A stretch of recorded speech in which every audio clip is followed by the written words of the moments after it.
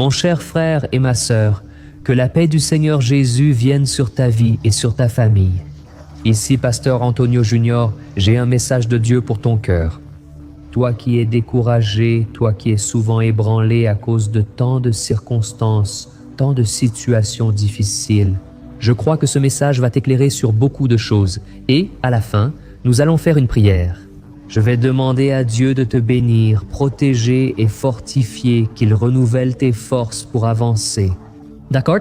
Mais, avant de commencer, laisse déjà ton like ici. Abonne-toi à ma chaîne et active la cloche pour que YouTube te prévienne à chaque fois que je mets une nouvelle vidéo. Et je vous avoue que moi aussi je me renforce beaucoup, je me connecte encore plus avec Dieu. C'est une bénédiction pour moi et je suis heureux de faire partie de ton quotidien, également car nous formons un seul corps.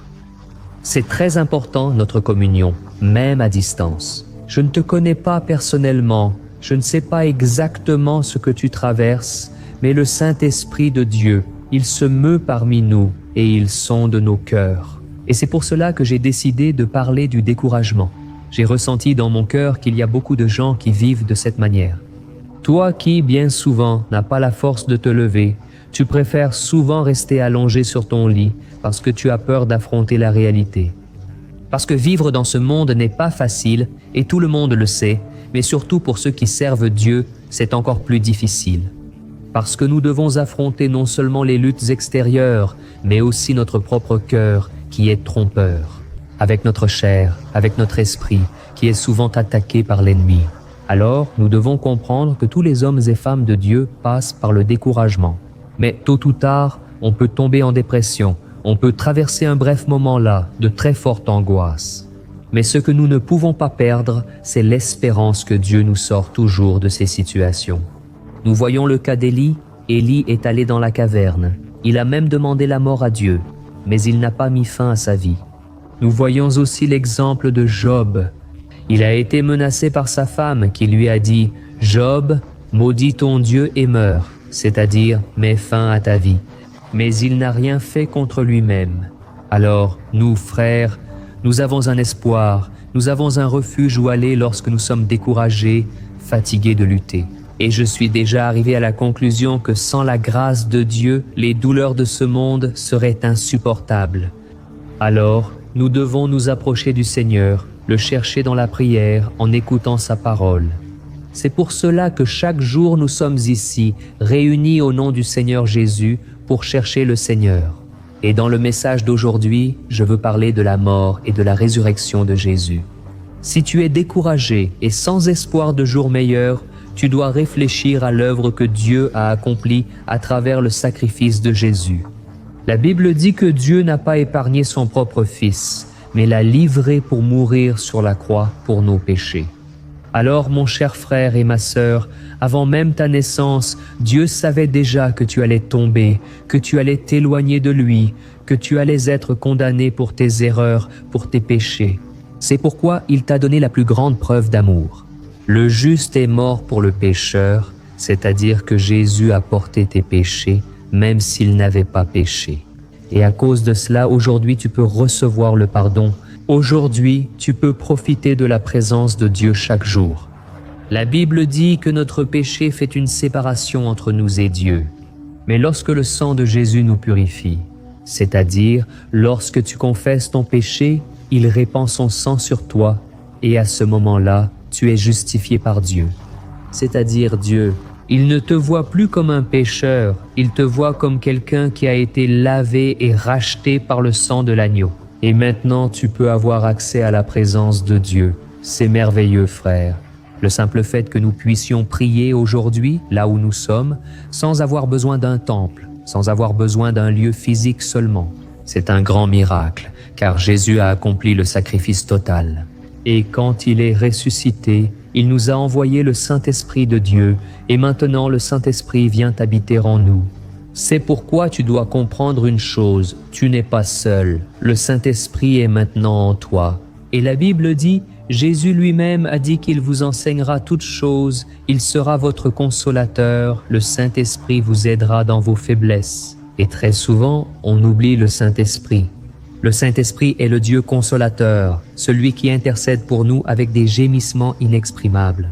Le Saint-Esprit, il va nous conduire, il va nous guider vers toute la vérité, il va nous convaincre du péché, il est notre passeport pour le ciel.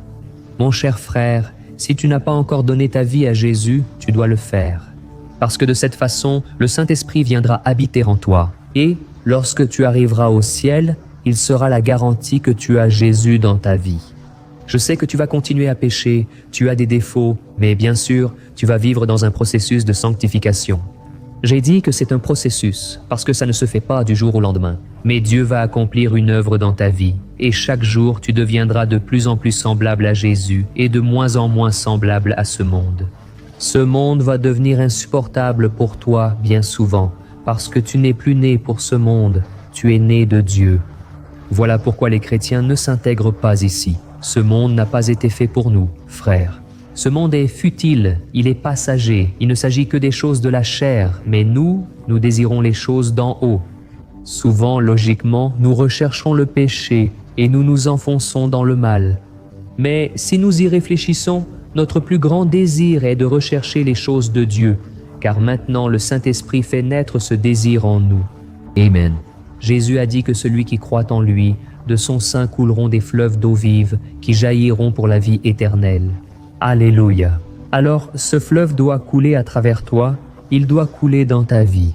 Tu dois laisser ton cœur couler, tu dois laisser ton cœur s'exprimer, tu dois laisser ton cœur couler.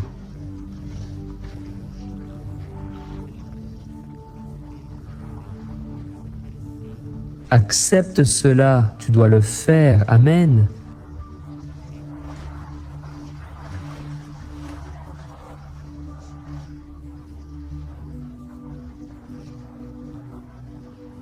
Quand tu crois en la résurrection, tu comprends que cette promesse est aussi pour toi. Parce que Jésus a dit que s'il a vaincu la mort, toi aussi tu la vaincras, et tu vivras avec lui éternellement dans son royaume. Amen. Cette vie, frère, est passagère et nous savons que ce n'est pas notre maison.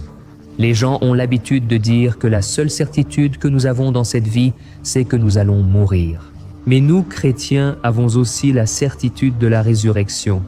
La Bible dit que notre plus grand ennemi s'appelle la mort, mais Jésus a vaincu la mort. Alors aujourd'hui, Jésus nous donne la garantie. Et il a dit, « Celui qui croit en moi, même s'il meurt, vivra. » Alléluia. Alors, si tu as Jésus, si tu crois en lui comme ton seul sauveur et que tu te repens de tes péchés, tu peux avoir cette certitude. Ton destin est garanti aux côtés de Jésus. Et quand tu quitteras cette terre, en réalité, tu vas seulement changer d'adresse, tu iras dans le manoir céleste, tu vas profiter de la joie éternelle avec Jésus. Amen. Alors, ne perds pas ta foi dans le Seigneur et ne te décourage pas. Peut-être que tu es là dans une situation qui semble ne jamais se résoudre, peu importe tes efforts. Et dans de nombreux cas, la solution ne dépend même pas de toi. Et là, c'est encore plus difficile de devoir dépendre de l'homme, de l'être humain. Mais au lieu de décider de te décourager, mon cher, souviens-toi que tu es sous l'amour de Dieu, et cet amour de Dieu doit être si fort dans ton cœur que cela va t'encourager à affronter les batailles du quotidien.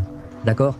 Cet amour fera en sorte que toute chose concourt à ton bien, pour fortifier ton caractère, pour te renforcer, pour te façonner. Voilà ce que tu dois voir.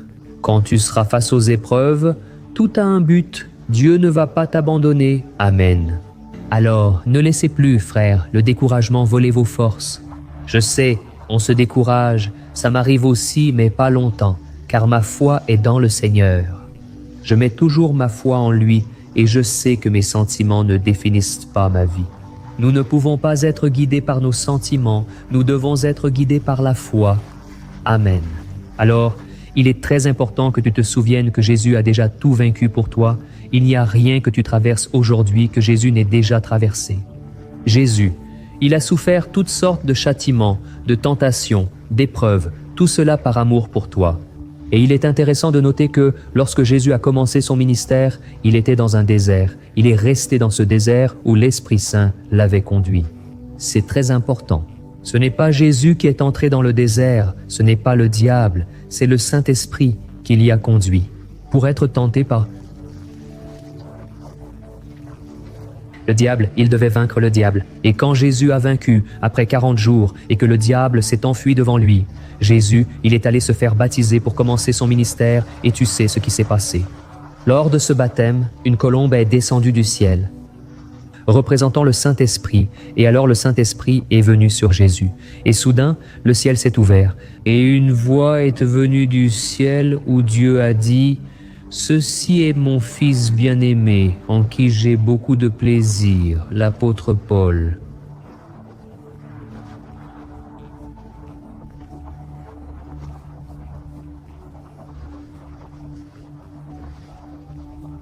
Il terminait les réunions en disant que la grâce et la paix de notre Seigneur Jésus-Christ, l'amour de Dieu et la consolation du Saint-Esprit soient sur vous tous. Et généralement, nous terminons aussi comme ça, n'est-ce pas, à la fin des réunions, parce que nous avons besoin de la consolation du Saint-Esprit, mais nous avons aussi besoin de l'amour de Dieu dans notre vie. Gloire à Dieu. Mes frères, je vais prier pour vous maintenant. Je crois que le Saint-Esprit s'est manifesté ici. Dieu est avec nous, frères. Dieu est en nous. Toi qui as donné ta vie à Jésus, n'accepte plus les mensonges du diable. Le diable est menteur. Il va dire que tu n'es pas avec Dieu, que tu as déjà trop péché dans ta vie, qu'il n'y a plus de solution. Mon frère, Jésus a fait le sacrifice complet et sur cette croix coule encore le sang du calvaire, le sang de l'agneau. Parce que Jésus, lui, a vaincu la mort et il t'offre maintenant le pardon et le salut. Amen.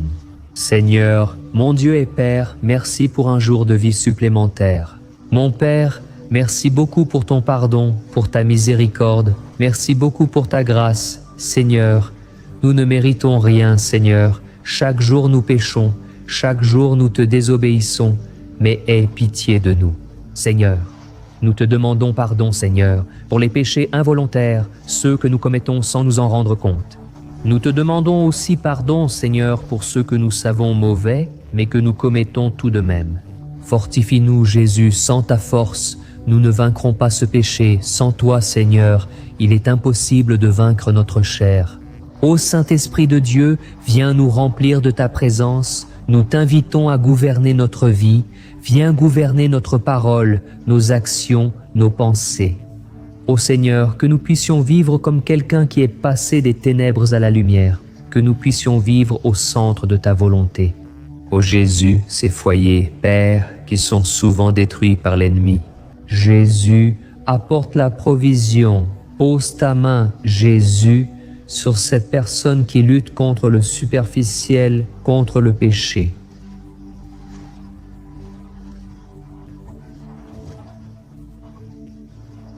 Seigneur, ouvre des portes là où il n'y en a pas. Aide-nous à être heureux auprès de quelqu'un. Aide-nous à croire, Seigneur, que nous pouvons vaincre la chair, le péché. Aide-nous, Seigneur, ouvre des portes là où il n'y en a pas. Seigneur, apporte la provision, Père, dans la vie de chacune de ces personnes. Seigneur, que ton Saint-Esprit vienne couler. Et en ce moment, je réprimande toute œuvre du diable, apportant la fatigue, le découragement, la mort, la dépression. Que cela tombe à terre au nom de Jésus. Seigneur mon Père, pose ta main sur ces personnes maintenant et accorde-leur la délivrance. Répands ta bénédiction, Seigneur. Et ceux qui ne t'ont pas encore accepté, mais qui sont prêts à te suivre, à partir de maintenant, Jésus sauve cette vie.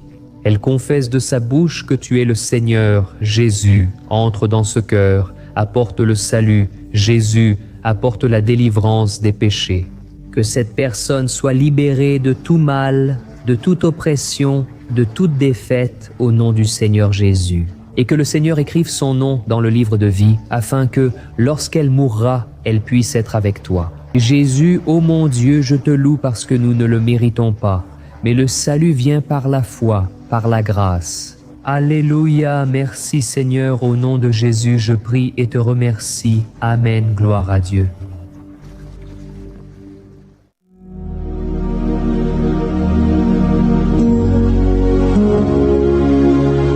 Bonjour mes frères, la grâce et la paix de notre Seigneur Jésus-Christ. Je suis le pasteur Antonio Junior et aujourd'hui je veux vous inviter à participer à cette prière pour votre vie spirituelle basée sur le psaume 91. Nous allons prier Dieu en demandant protection et force pour surmonter les attaques de l'ennemi qui ont ébranlé notre foi et plusieurs domaines de notre vie, y compris la santé physique et mentale. Avant de commencer à prier, je vous invite à laisser ici votre demande. Et souvenez-vous de quelqu'un avec qui vous pouvez partager cette vidéo. La bénédiction de Dieu doit être partagée. Nous ne pouvons pas la garder seulement pour nous.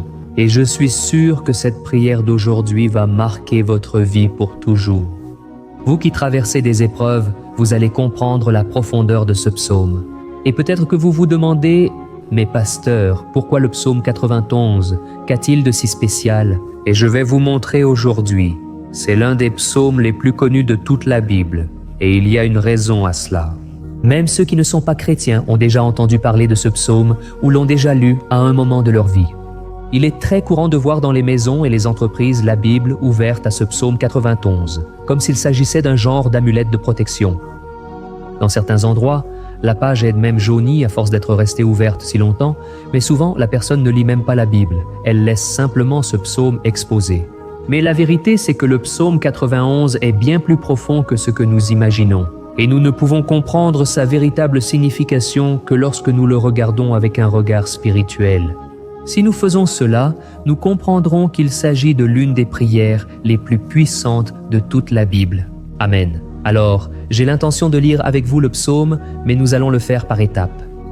D'abord, lisons les versets 1 et 2 et prions en nous basant sur eux, puis nous continuerons avec les autres versets, pour que vous compreniez mieux ce qui est écrit. Et avec cela, nous allons prier pour des domaines spécifiques de votre vie, d'accord ?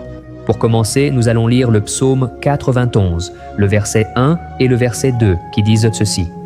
« Celui qui habite dans l'abri du Très-Haut et se repose à l'ombre du Tout-Puissant peut dire « Tu es mon refuge et ma forteresse, mon Dieu en qui j'ai confiance. » Nous ne savons pas exactement si l'auteur de ce psaume traversait des persécutions ou des épreuves, ou s'il a reçu une prophétie de Dieu à transmettre à nous tous.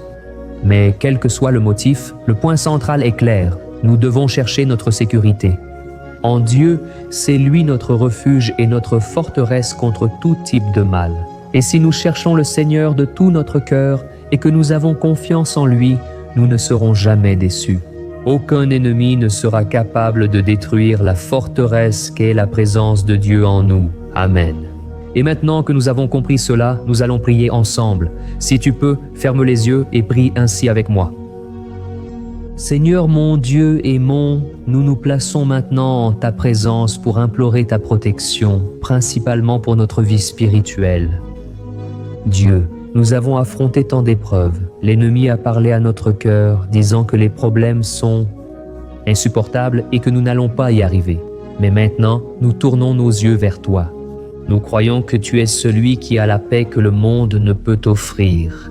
Mets cette paix en nous maintenant, parce que nous en avons besoin, Jésus. Sans cela, nous ne supporterons pas les épreuves que nous avons affrontées. Rappelle-nous, ô Père, que le seul endroit où nous pouvons trouver le repos et la vraie paix, c'est sous tes mains. C'est là que se trouve le refuge, la forteresse dont nous avons tant besoin. Et nous croyons qu'à l'ombre du Tout-Puissant, il y a du repos et du rafraîchissement pour notre âme. Apprends-nous, Seigneur, à avoir confiance en toi et à nous reposer dans tes bras. Nous remettons maintenant entre tes mains nos préoccupations, nos peurs et nos angoisses. Ô mon Père, je sais que beaucoup de personnes sont actuellement en dépression, en deuil, angoissées, avec leur corps montrant des signes de fatigue et une anxiété incontrôlable. C'est pourquoi aide-nous à comprendre que le Seigneur contrôle notre santé, notre famille, nos finances, nos relations et notre cœur. Nous te remercions pour la foi. Nous croyons que le Seigneur nous accorde maintenant la protection et la délivrance chaque jour. Ta parole dit, dans le psaume 34, 19, que nombreuses sont les afflictions du juste, mais le Seigneur le délivre de toutes. C'est pourquoi, mon Dieu, nous te remercions, car nous croyons que le Seigneur nous délivre à nouveau. Même quand tout semble impossible, même quand la montagne paraît impossible, même énorme devant nous, nous croyons quand même. Le Seigneur est celui qui enlève les montagnes lorsque nous mettons notre foi en toi et que nous prophétisons la victoire. C'est pourquoi nous te remercions déjà pour les conquêtes qui arrivent. Le Seigneur fait de grandes choses et en fera encore dans nos vies. C'est au nom de Jésus que nous prions. Amen, gloire à Dieu. Oh mon frère, ce n'est que le début. Reste ici avec moi, car nous allons continuer avec ce psaume 91. C'est un psaume très précieux, profondément spirituel. Alors, regarde jusqu'à la fin, car ensemble nous allons unir notre foi et, à la fin, le Seigneur agira puissamment en notre faveur. Peu importe ton problème, peu importe la taille de ton géant, cela peut être une maladie, un problème financier ou émotionnel, Dieu peut apporter la solution à tout dans ta vie. Et je dis cela par expérience personnelle. Si aujourd'hui je suis ici pour t'apporter ce message, c'est parce qu'un jour le Seigneur a regardé ma vie avec miséricorde. J'étais perdu, je me sentais dans une obscurité totale, mais Jésus a allumé sa lumière dans ma vie. Et aujourd'hui, je peux te dire qu'il n'y a rien qui puisse te séparer de l'amour de Dieu qui est en Christ Jésus. Amen. Alors déclare ceci, je puis tout par celui qui me fortifie. Et maintenant, je veux lire avec toi les versets 3 et 4 du psaume 91. Il est écrit ainsi, « Il te délivrera du piège de l'oiseleur et du poison mortel. Il te couvrira de ses plumes, et sous ses ailes tu trouveras un refuge. » Sa fidélité sera ton bouclier protecteur. Alléluia, frère. Un piège est un dispositif conçu pour capturer ou tuer. À l'époque, les chasseurs s'en servaient pour attraper oiseaux et animaux. Et le psalmiste connaissait très bien cela et l'a utilisé comme comparaison. Il voulait dire que chaque jour, le diable place aussi des pièges sur notre chemin.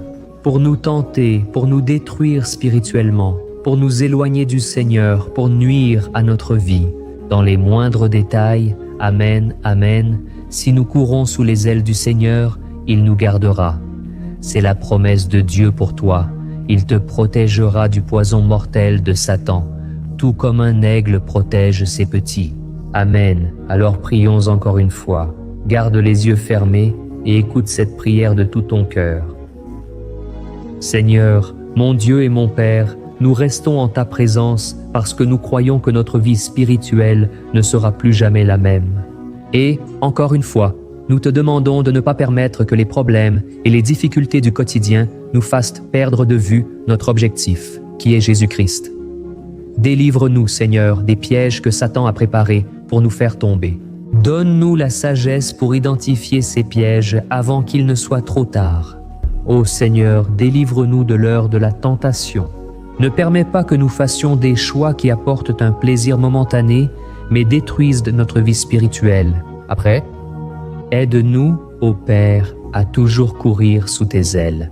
Que ta fidélité nous protège de la fureur du dévoreur tous les jours de notre vie.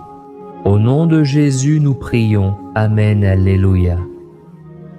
Et maintenant, nous allons continuer avec le psaume 91, cette fois les versets 5 et 6 qui disent ceci.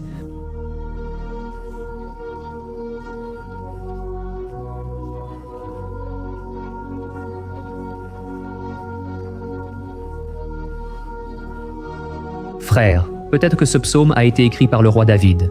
Beaucoup le croient, car il a été un guerrier qui a affronté des ennemis jour et nuit. David savait ce que c'était d'être sous attaque constante, mais malgré cela, il ne se rendait pas, car il savait que le Seigneur était son bouclier. Et nous aussi, nous devons avoir cette assurance, cette certitude de la protection divine.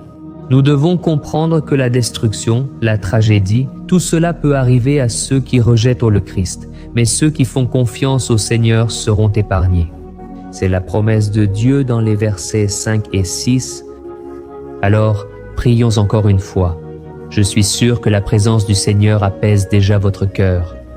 Il vous prépare déjà à ce qui va arriver, à ce que le Seigneur a pour votre vie. Alors, prions. Seigneur, mon Dieu et mon Père, nous te demandons maintenant de nous protéger des flèches lancées par Satan contre nous et contre nos familles. Oh mon Père, les attaques sont si fortes que nous pensons souvent ne pas pouvoir les supporter. Il semble que nous sortions d'un problème pour entrer aussitôt dans un autre encore plus grand. Ayez pitié, ô Dieu, de ceux qui pleurent devant toi. Va à la rencontre de ce jeune qui est en dépression, va à la rencontre de cette personne qui est hospitalisée. de cette mère désespérée, de ce père de famille qui ne sait pas comment il va subvenir aux besoins de sa maison. Oh mon Père, ravive. Ranime la foi de ces personnes, donne-leur la persévérance, la même que David a eue face aux batailles, face aux géants. Ne permets pas, mon Dieu, que la peur ferme nos yeux. Nous voulons rester fermes en regardant seulement vers toi. Oh mon Dieu, les difficultés étaient immenses. Le vide, la tristesse, l'amertume nous font souvent croire que la vie n'a plus de sens. Mais Seigneur, je te demande ici et maintenant, bénis chaque personne qui écoute cette prière et enlève d'eux, mon Père, toute pensée de mort, toute pensée négative, car rien de tout cela ne vient de Dieu, un Dieu d'amour qui n'a que de bonnes pensées à notre égard. Au nom de Jésus, c'est ainsi que nous prions. Amen. Gloire à Dieu, frère. Maintenant, nous allons continuer dans ce psaume si beau et béni. Et je crois qu'après avoir lu le psaume 7 et 8, tu auras encore plus la certitude que Dieu est avec toi. Tu peux en être sûr. Les versets 7 et 8 disent ceci: « 1000 pourront tomber à ton côté, 10 000 à ta droite, mais rien ne t'atteindra. Tu regarderas seulement et tu verras le châtiment des méchants. » Amen, frère. Ce verset est très souvent cité, mais parfois les gens oublient un détail très important. Cette promesse est uniquement pour ceux qui sont dans la présence de Dieu. S'éloigner de lui fait perdre la protection du Seigneur. La Bible dit que l'ange du Seigneur campe autour de ceux qui craignent Dieu et il les délivrera. Alors, frères, nous ne pouvons pas perdre la crainte du Seigneur. Nous ne pouvons pas sortir de sous la protection de Dieu, car beaucoup, là dehors, sont déjà éloignés. Et alors, quand nous les regardons, nous remarquons une chose. Il semble que la vie va de mal en pis. Il semble que la maison soit sans protection et que l'ennemi entre et sorte, et il cause une grande destruction, un grand désordre. Combien de familles, frères, sont désorganisées? Combien de personnes sont touchées parce qu'elles ont perdu la protection spirituelle? Si tu t'identifies à ces personnes, si tu fais partie d'une famille qui a subi beaucoup d'attaques et qui a été touchée, Amen, prie avec foi, avec la certitude que les anges du Seigneur viennent vers toi. Prie ainsi, Dieu éternel.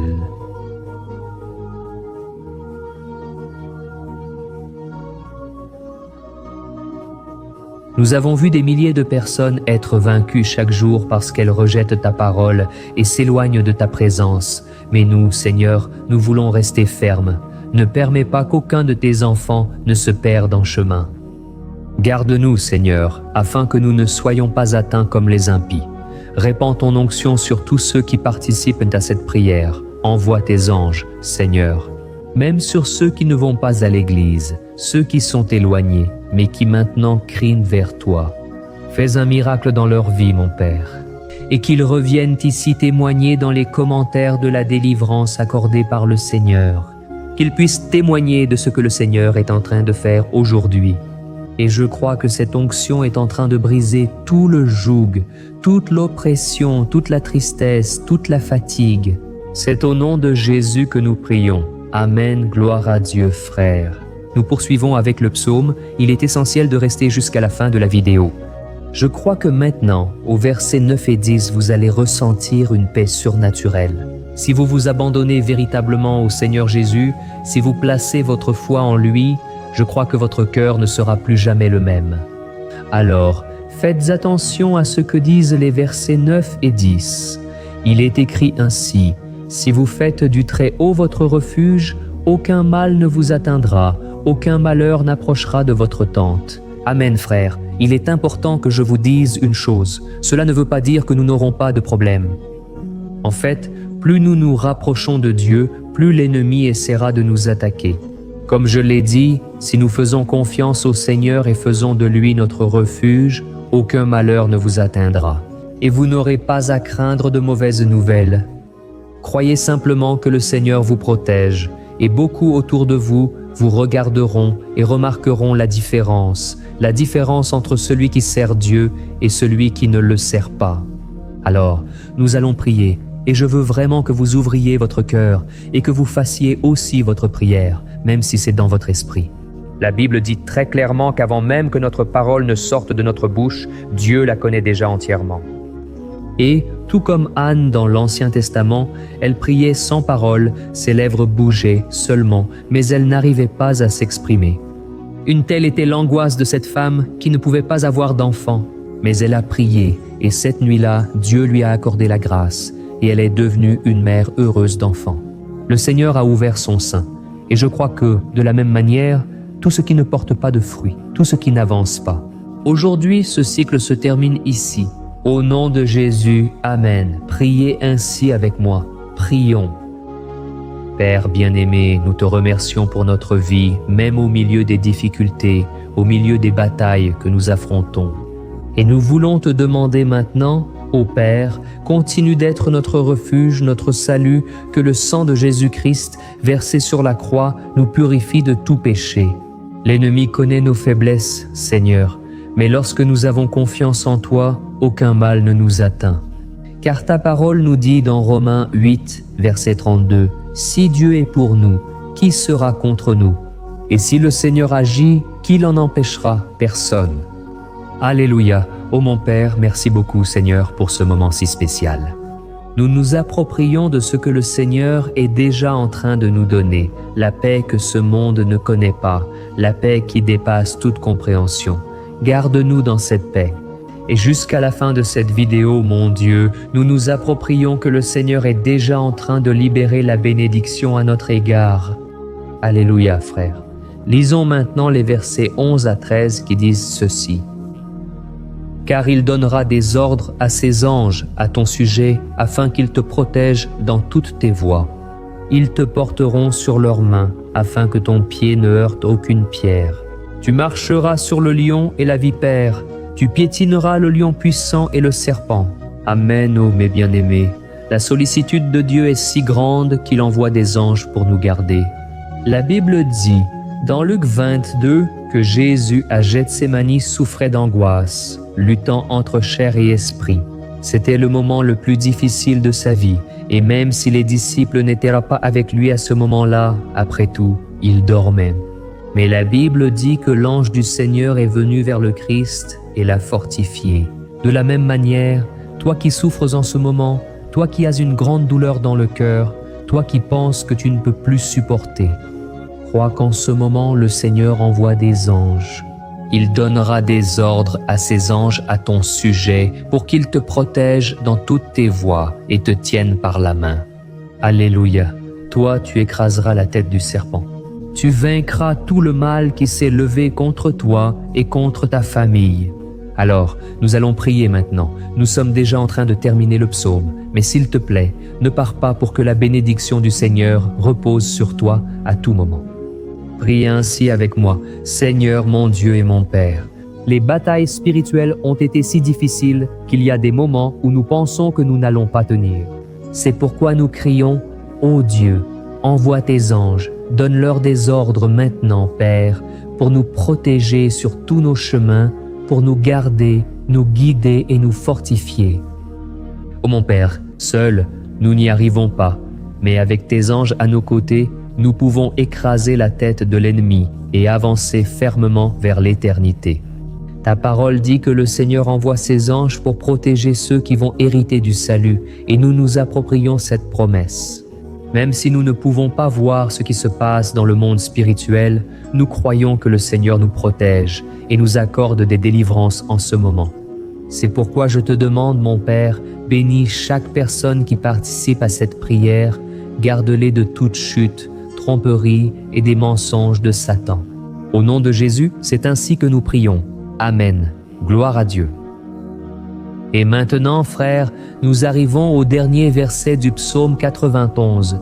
Nous allons lire les versets 14 à 16 qui disent ceci. « Parce qu'il m'aime, je le délivrerai, je le protégerai, car il connaît mon nom. Il m'invoquera et je lui répondrai. Dans l'adversité, je serai avec lui.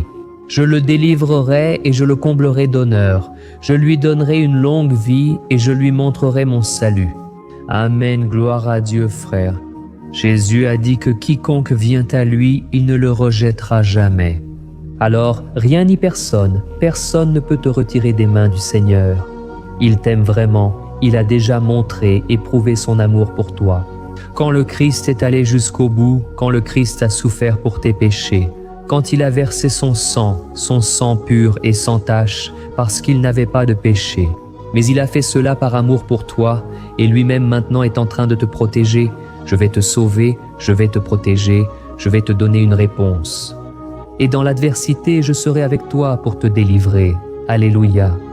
Alors, crois en cette merveilleuse promesse du Seigneur et fais cette dernière prière avec moi. Prie ainsi. Seigneur mon Dieu et mon Père, nous te remercions parce que tu nous as soutenus jusqu'ici. Merci mon Dieu parce que tu es bon, tu es miséricordieux, et tu ne nous traites pas selon nos péchés, parce que sinon, aucun de nous ne survivrait, nous serions tous condamnés. Jésus, nous plaçons notre foi en toi maintenant. Nous croyons que tu es notre Seigneur et Sauveur, le seul qui peut nous donner la vie éternelle. Parce que tu es ressuscité et tu es à la droite de notre Seigneur. Même sans le mériter, nous avons confiance en ta grâce et ta miséricorde. Et je te demande ici et maintenant, Père, que chacune de ces personnes puisse être un témoin vivant, afin que d'autres puissent aussi te connaître. Fais en sorte que cette vidéo, mon Père, atteigne des foules, des milliers et des milliers de personnes, Père, qui sont angoissées, sans espoir, sans Dieu dans ce monde. Nous voulons chaque jour, mon Père, nous approcher de toi à travers Jésus-Christ, l'auteur, le consommateur de notre foi. C'est en ton nom, Jésus, que nous prions et te remercions. Amen. Gloire à Dieu. Oh mes bien-aimés, si vous êtes arrivés jusqu'ici, je veux remercier chacun de vous qui s'est consacré à chercher davantage le Seigneur. La Bible dit que tous ceux qui le cherchent de tout leur cœur le trouveront, et il fera sa demeure et accomplira des merveilles dans votre vie. Amen. N'oubliez pas de partager maintenant. Je suis certain que le Seigneur agira et sera présent dans la vie de nombreuses personnes peu habituées à prier. Mais cette vidéo peut être la porte d'entrée pour que le Seigneur Jésus accomplisse son œuvre dans leur vie. Amen, que Dieu te bénisse. Je t'attends dans la prochaine vidéo, une grande accolade.